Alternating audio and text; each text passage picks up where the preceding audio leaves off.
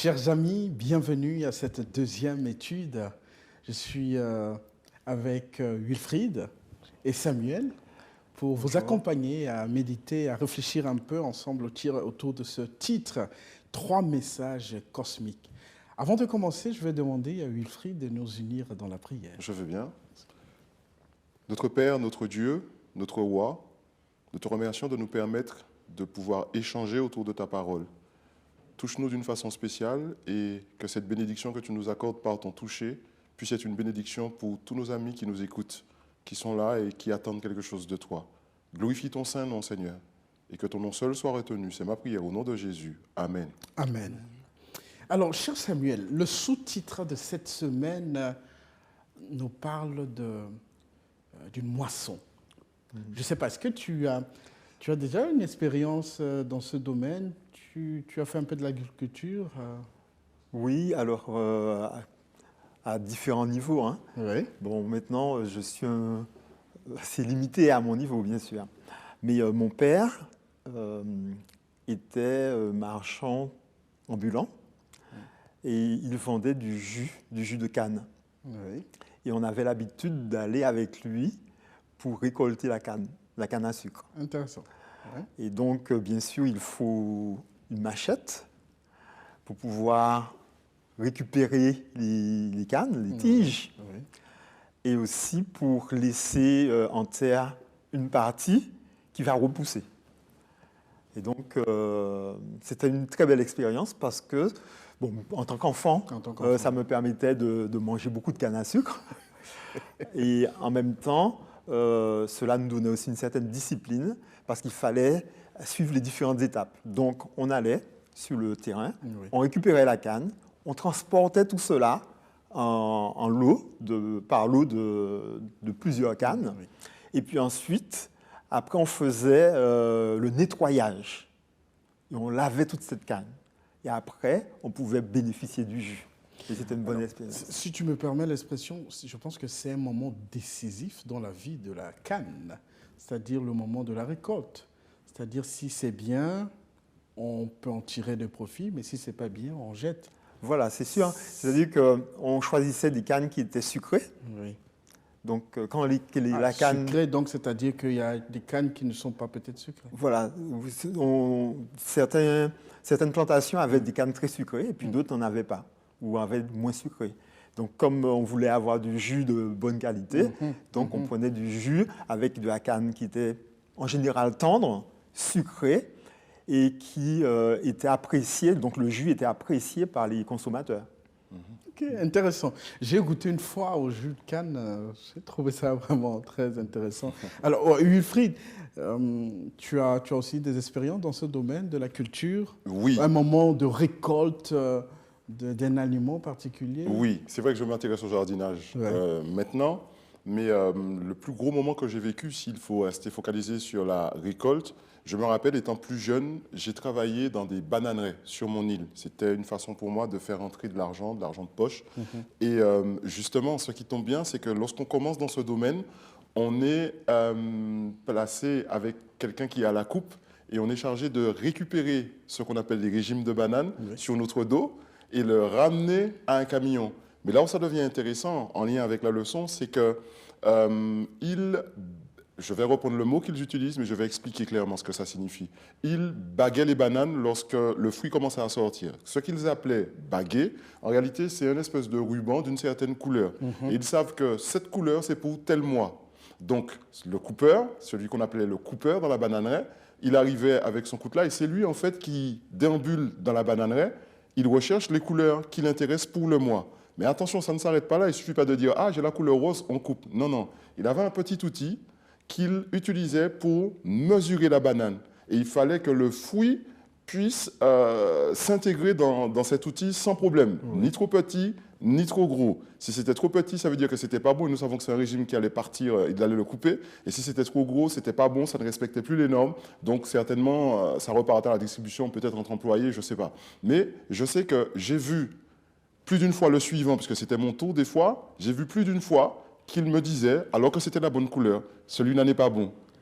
Ah. Et Et on passait à un autre et il me disait, OK, prépare-toi, celui-là, tu vas le prendre. Dans vos deux exemples, vous avez ressorti un aspect important, c'est-à-dire qu'il y a une possibilité que la canne soit sucrée ou pas sucrée, que la banane soit bonne ou pas bonne.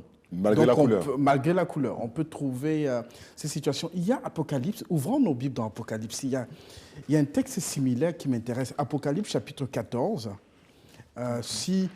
Chers amis, si vous avez la possibilité d'ouvrir vos Bibles, ouvrez aussi dans Apocalypse chapitre 14 avec nous, à partir du verset 14, Apocalypse 14, 14 à 20, on nous parle de la moisson au retour de Jésus. Alors, je ne sais pas, est-ce que vous pouvez nous dire quel est le rapport entre la canne à sucre et la moisson autour de Jésus? Est-ce que c'est la même chose? Ce sera peut-être la même procédure ou pas? Bon, dans la Bible, on pense souvent des images telles que des paraboles pour illustrer des vérités. Oui. Et là, il y a un lien parce que la moisson que nous connaissons en tant qu'utilisateurs de la terre nous donne une idée de ce que cela sera lorsque Jésus va revenir. Ça veut dire qu'il va y avoir un tri, un choix entre ceux qui conviennent pour cette moisson-là et ceux qui ne conviennent pas. Et d'ailleurs, dans le texte, ça ressort. Ça ressort. Je fais un peu la lecture. À partir du verset 14, il est écrit « Je regardais la moisson et la vendange ». Ça, c'est le sous-titre qui est dans ma Bible. « Je regardais, et voici une nuée blanche, et sur la nuée était assis quelqu'un qui ressemblait à un fils d'homme.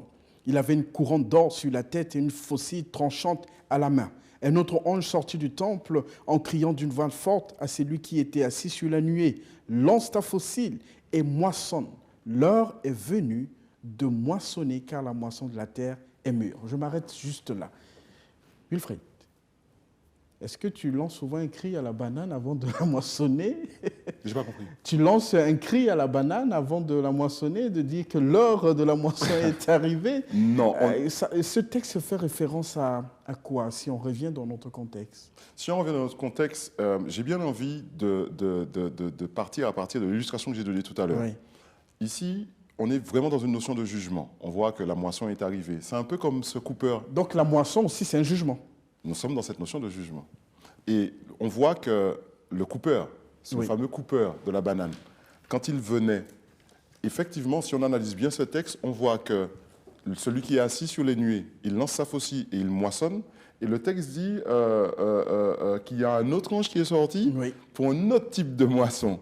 Là, ça devient intéressant. Alors que sur la banane, j'avais un seul coupeur qui décidait et qui disait « Hey, celui-là est bon, même si c'est la couleur, celui-là n'est pas bon. On va le couper, on va le détruire. » Et il le détruisait. Hein.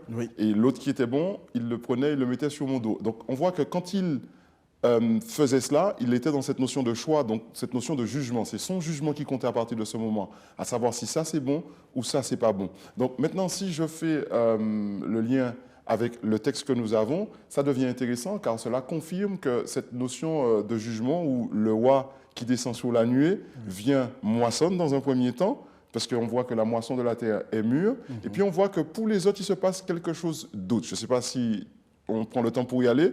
On voit que c'est... Vas-y. On voit que c'est... si on comprend bien, on voit que c'est du raisin. Je ne sais pas si vous avez vu, si vous avez déjà vu comment ça se passe, comment ça se passait à l'époque pour produire le vin. Explique-nous. J'ai vu quelques reportages sur cela, et dans ces quelques reportages, parce que je suis un féru des documentaires, je vois à l'époque ancienne qu'il piétinait,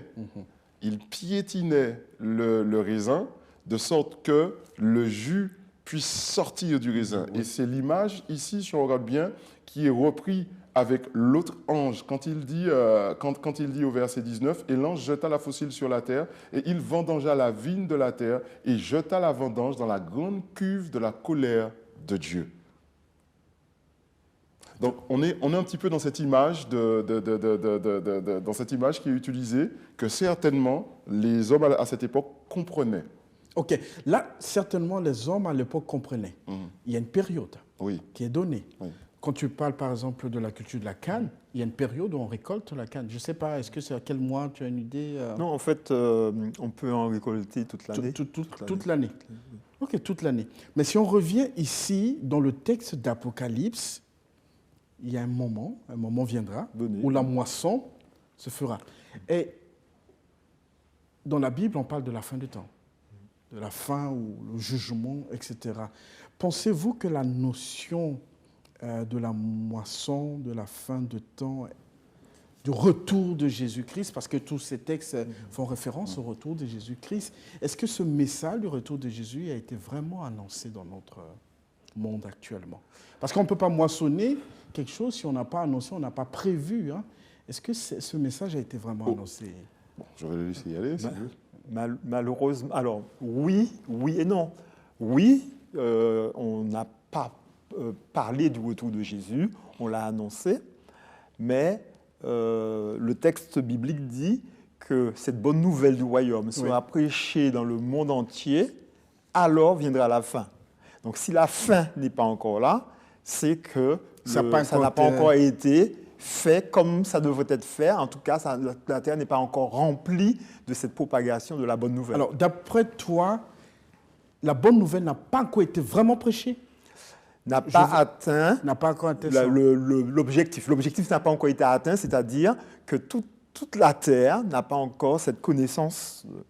Disons que pour que ça se fasse, il faudrait qu'il y ait une mobilisation de tous ceux qui sont missionnés. Oui. Ou au moins, à défaut, au moins une majorité, une bonne partie en tout cas de ces personnes puissent se lever pour accomplir la mission. Donc l'Église, on parle de l'Église là. Oui, donc il faudrait que l'Église puisse se mobiliser pour cela. Pour annoncer, préparer le peuple, pour préparer la récolte, l'aliment, le produit.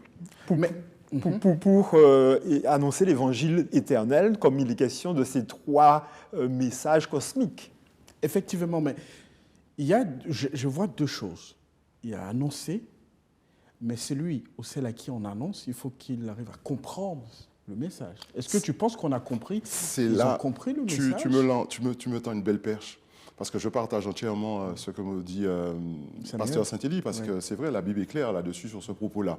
Mais il y a un autre constat qu'en tant que pasteur, je peux faire, et aussi en tant que conférencier par le passé, c'est une chose que j'ai remarquée.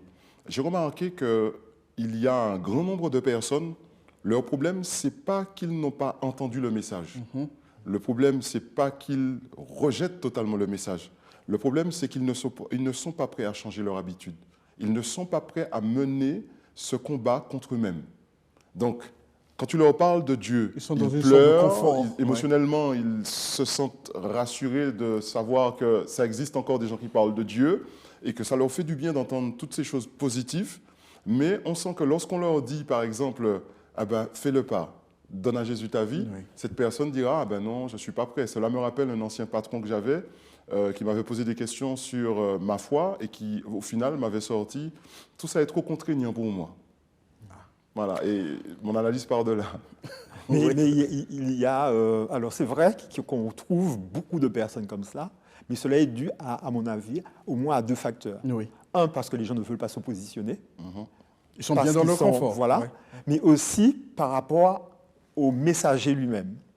Le messager, en fait, le message est plus important que le messager, mais le messager est une clé pour le message. Et si les messagers eux-mêmes ne prennent pas au sérieux le message, mais c'est sûr que les personnes qui entendent le message ne voient pas l'urgence parce qu'ils ne sentent pas cette urgence dans les messagers.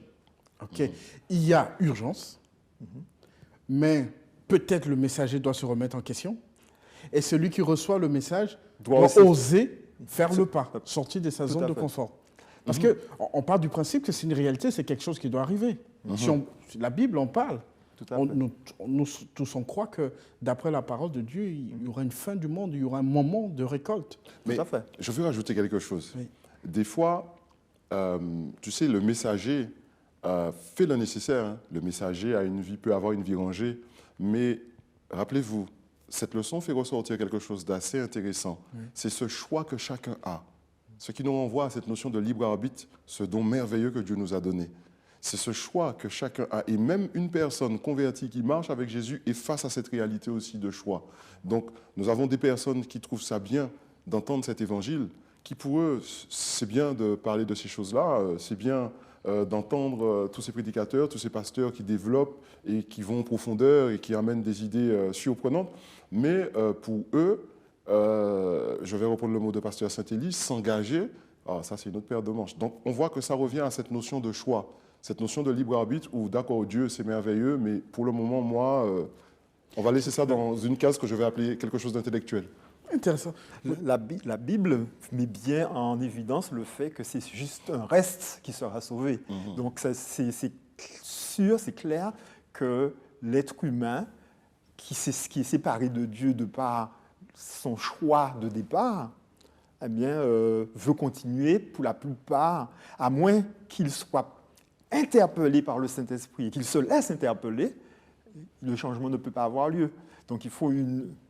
Mais c'est vrai que lorsque l'on voit que l'autre, il y croit vraiment, la curiosité se réveille un peu plus. Mais...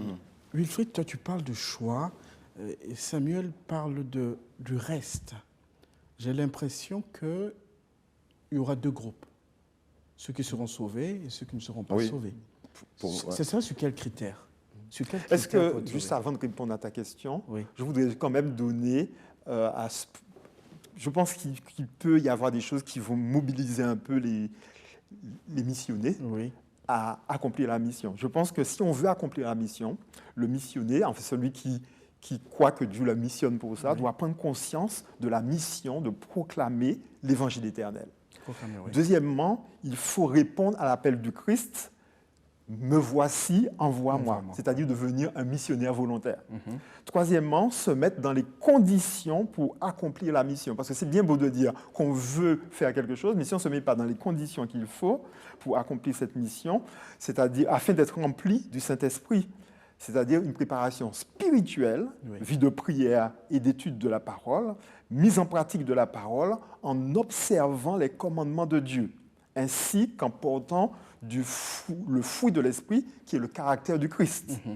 Et la préparation pour une approche méthodologique, apprendre la méthode de Jésus. Quatrièmement, prier quotidiennement pour avoir des occasions de parler de Jésus. Effectivement. Et cinquièmement, parler personnellement et quotidiennement du Sauveur et de notre expérience personnelle avec lui, tout en priant que le Saint-Esprit touche et transforme les cœurs. Et pour finir, sixièmement, prier quotidiennement pour que l'œuvre du Saint-Esprit commencée dans ta personne se poursuive. Parce qu'on peut prier avant et puis après on abandonne. Mais il faut prier avant de faire l'action, pendant qu'on fait l'action et après avoir fait l'action. Le missionnaire doit être prêt, il doit se préparer pour accomplir cette œuvre. Mais, merci. Mais pour revenir sur la question de tout à l'heure, sur quel choix, sur quels critères se portera le choix? Je ne sais pas si... Je peux commencer, mais j'aimerais bien aller dans la continuité de Pasteur Saint-Élie. Oui, c'est-à-dire que Pasteur Saint-Élie vient avec quelque chose de très intéressant qu'on doit considérer. Le missionnaire, qu'est-ce qui le motive? Parce que c'est nos motivations qui seront devant Jésus à la fin. Parce que la Bible dit qu'à un moment, des hommes viendront et diront « mais j'ai prêché l'évangile, mais j'ai fait ces choses, mais j'ai fait ces choses ». La question qui me vient lorsque je lis ce texte, quand Jésus dit « non, je ne vous ai jamais connu », mais qu'est-ce qui motivait cette personne lorsqu'il prêchait réellement? C'est la question. Qu'est-ce qui motivait cette personne quand il prêchait réellement? Il aimait s'écouter parler? Il aimait juste l'art de la rhétorique, monter sur un estrade, qu'on le voit et qu'on dise c'est un ancien et qu'il est puissant, c'est un pasteur et qu'il est puissant? L'urgence du temps décisif. Donc maintenant, ce qui nous motive, ce qui doit nous motiver, ce qui motive ce preacher, c'est l'amour. L'amour de Dieu, mais non seulement l'amour pour Dieu, mais aussi l'amour pour les âmes. Si on n'aime pas les âmes, ce sera compliqué d'avoir un ministère. Et l'amour pour Dieu fait que nous sommes prêts et prompts à tolérer, à accepter, à avancer et à mettre en place des plans avec Dieu pour toucher les âmes. Si on n'a pas cet amour-là, c'est même pas la peine de se dire missionnaire. Parce que c'est l'amour pour Dieu et l'amour pour les âmes qui doit nous motiver. Maintenant, ça me permet de faire un point. C'est pour ça que je suis parti à partir de lui. Effectivement. Ça me permet de faire un point. Si l'amour ne motive pas celui qui m'écoute, ça veut dire qu'il sera toujours dans ce dilemme. Il va toujours s'apprécier, lui, son moi, plus que Dieu. Donc à partir de là, ça va devenir compliqué pour lui de se dire « j'abandonne tout pour Dieu ». Je prends un exemple concret. Lorsque Jésus est rentré dans ma vie, le choix était compliqué. parce que tu te retrouves avec une situation pour toi, hein, je n'ai pas envie d'entrer dans les détails là, mais une situation financière confortable pour finalement renoncer à tout cela pour le nom et la gloire de Jésus et dormir dans une piscine gonflable. En fait, tu es en train de nous dire qu'être chrétien, c'est renoncer aux finances? Non, c'est pas renoncer aux finances. Ça veut dire que ton amour, parce qu'il faut savoir d'où est-ce que mes finances sortaient, c'est pour ça que j'ai dit je ne vais pas entrer dans les détails. Ah, ok. Maintenant, c'est mon amour pour Christ qui a fait que son message a trouvé un écho. Lorsque j'ai entendu ce message et que ce message m'a bouleversé, a transformé ma vie de façon très concrète, c'est mon amour pour Christ qui m'a motivé. Ça veut dire que toute la notoriété que j'avais, toute cette gloire, entre guillemets, que j'avais, eh bien, je n'ai pas eu peur de regarder tout cela, et je vais reprendre le terme de Paul comme de la boue, pour l'amour de Christ. Donc maintenant, est-ce que celui qui s'est préparé, est-ce que celui qui est motivé, quand il va et qu'il prêche cet évangile et qu'en face, il y a une personne qui s'aime plus que Dieu, est-ce que c'est lui le problème? Ou c'est la personne qui doit rentrer en lui-même et se poser les bonnes questions, à savoir jusqu'où je suis prêt à aller pour Dieu? Parce que la Bible dit clairement, si tu m'aimes, garde mes commandements. Donc au travers de cette déclaration, on comprend que la personne doit pouvoir faire le choix justement de refléter ce caractère divin dans ses actions, que c'est ce caractère divin, parce que les commandements sont l'expression de l'amour divin, ce caractère divin doit pouvoir faire un avec moi de sorte que je reflète ce caractère divin dans mes choix, dans mes actions et même dans mes pensées. Mais ça, je vais doucement. En gros, si je comprends ce que tu viens de dire, le critère du choix reposera sur l'acceptation de Jésus et observer ses commandements. Et ce qui nous motive, je pense que Jésus, quand il reviendra, sincèrement, je pense, et là c'est une pensée personnelle, je pense qu'il y a des gens qui essayent, qui ont des difficultés, parce que tout le monde n'a pas la chance de se voir libéré totalement de ses addictions, des problèmes qu'il y a dans sa vie. Et on a beaucoup de chrétiens qui n'en parlent pas, mais qui souffrent de différents types d'addictions.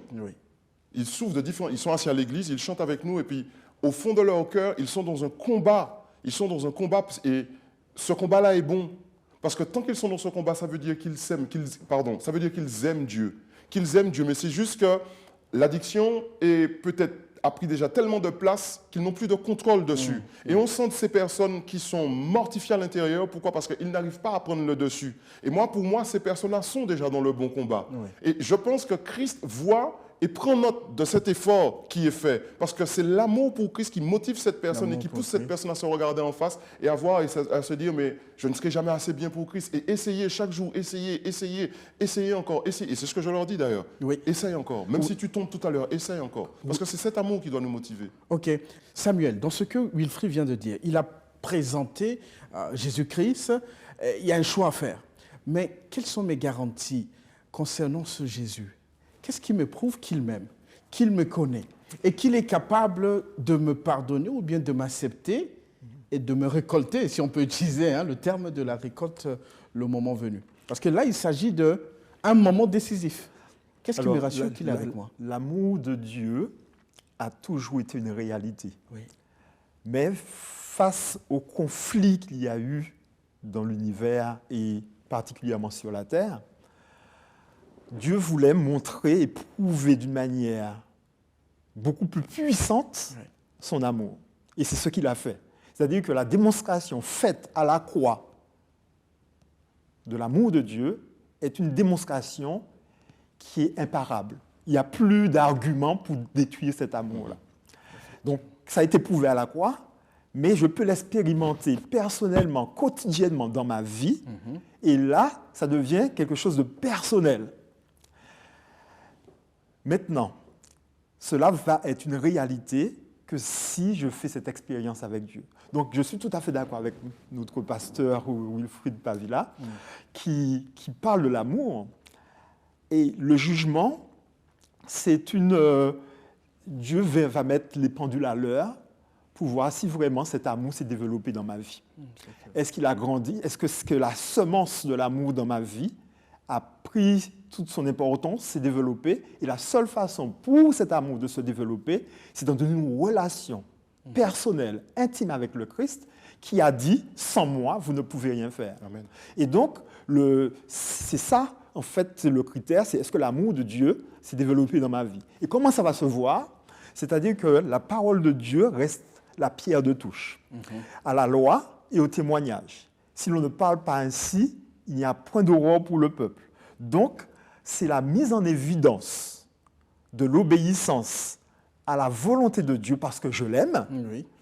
que je peux savoir déjà moi-même, mais que Dieu va me voir si je suis dans la fidélité ou pas. Et puis, pour continuer, il y a ce texte biblique qui dit, dans Hébreux 4, verset 12, « Car la parole de Dieu est vivante et Oui. efficace, plus tranchante qu'une épée quelconque à double tranchant, pénétrante jusqu'à partager âme et esprit, jointure et moelle. Elle juge les sentiments et les pensées du cœur. Toutefois, le jugement de chacun va tenir compte aussi de la mise en pratique de cette volonté en fonction de mes connaissances ou de ce que j'ai volontairement méconnu. C'est-à-dire que je peux ne pas connaître quelque chose parce que je l'ai rejeté volontairement. Mais Dieu, lui, va tenir compte de tout cela. Mais le pécheur, il est jugé d'après la parole. Oui. Et c'est ce qui va déterminer si oui ou non j'ai fait la volonté de Dieu ou si je ne fais pas la volonté de Dieu. Tu as beaucoup insisté sur l'amour de Dieu, l'amour de Dieu. Si je ne me trompe pas, Jésus-Christ a pris le nom de Fils de l'homme. Fils de l'homme. Et justement, Est-ce que ça traduit aussi son amour en une phrase? oui, en une phrase, cette notion de fils de l'homme me rassure. Ça me rassure parce que, analysez les dieux de la mythologie, tous les dieux qu'on nous présente dans la mythologie, Ça fait ce deux sont des phrases. dieux qui... Oui, je vais essayer. Ce sont des dieux qui sont en haut, au-dessus, Oui. et puis qui regardent l'homme en haut, au-dessus, et qui regardent l'homme en bas. Et l'homme, le plus souvent, est contraint à un certain nombre de choses, comme le sacrifice des enfants, un tas de choses comme cela. Maintenant, moi, j'ai un Dieu qui, dans un premier temps, dans le livre de la Genèse, au lieu de venir et de me faire disparaître, vient et m'apporte une solution. D'accord? Le premier évangile, Genèse 3,15. D'accord? Il vient et m'apporte une solution. Et il me couvre justement d'un manteau dit manteau de la justice au travers de la peau de cet animal qui était le premier sacrifice. Maintenant, ce sacrifice annonçait la venue de Jésus. C'est impressionnant de voir que Jésus, le Fils de Dieu, il n'y a pas de doute à avoir, puisque Hébreu, dans le chapitre 1, dit clairement, c'est à lui seul qu'il dit « Ô Dieu, ton Dieu t'a oint ». Donc, il n'y a pas à tergiverser à savoir si Jésus c'est Dieu. Jean même le dit encore, que Dieu est venu, il a marché parmi nous, la lumière a marché dans les ténèbres et tout ça. Il le présente en tant que Dieu, ce fameux théos. Maintenant, ce qui me rassure, c'est de savoir que ce Dieu-là s'est incarné et a expérimenté mes émotions, a expérimenté ma colère, a expérimenté toutes les choses compliquées et difficiles. J'aime à dire, surtout quand je rigole avec mes enfants, vous savez que personne n'aura d'excuses. Ah, Seigneur, tu sais, j'étais d'une famille monoparentale, hein, j'avais pas de papa. Hein. Mais Jésus, il me semble à un moment, Joseph disparaît. Ah mais Seigneur, c'était compliqué parce que je suis en fait le frère de ces gens-là, mais on n'est pas du même père. Hein. En fait, on est du même père, mais ce n'est pas la même mère. C'était un petit peu compliqué, surtout quand notre papa est parti avec lui quand il était petit, et nous, on n'a pas de nouvelles de nous, jusqu'à ce qu'on grandisse. Et on sent bien le conflit après, entre eux. Donc, lorsqu'on regarde cela, ça me rassure de savoir que Jésus a expérimenté toutes ces réalités et que la Bible me dit que Jésus a expérimenté tout ce que moi j'expérimente aujourd'hui. Ça me rassure de savoir que ce Dieu me comprend. Ça me rassure de savoir que quand ce Dieu me dit de venir à lui tel que je suis et qu'il va me donner son joug et que son joug sera léger, ça me rassure. Ça me rassure cette notion de fils de l'homme. Ça Amen. me rassure. Amen. Chers amis, notre assurance, c'est que Jésus-Christ est le Fils de l'homme. Et je pense qu'à ce titre-là, il tend toujours la main pour nous sauver. N'hésitez pas de liker et de partager la vidéo si vous avez apprécié. Que le Seigneur vous bénisse et à la prochaine.